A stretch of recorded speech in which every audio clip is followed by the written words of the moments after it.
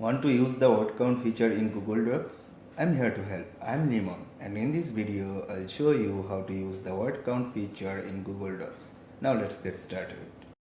Now, if you're writing something and it needs to be a specific length, maybe a minimum word count for an assignment, or you're trying to stay under a certain limit, keeping track of your words becomes really important. The good news is that Google Docs makes this super easy, so let's take a look. While you're inside your document, go up to the Tools menu at the top and then click on Word Count. A small window will pop up showing all the details about your document. Here, you can see the number of pages, total words, and characters in your document. You'll also notice it can count characters with or without spaces, which can be helpful depending on what you need. Now, here's a really useful feature. You'll see an option called Display Word Count while typing.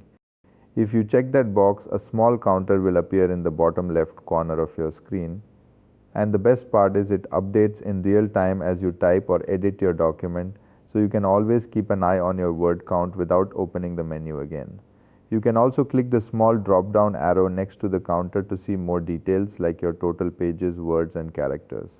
And if you don't want it on your screen anymore, you can easily hide it anytime.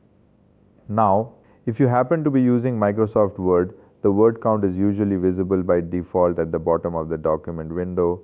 Just click on it and you will get a more detailed breakdown. And that's it, a quick and simple way to keep track of your word count in Google Docs.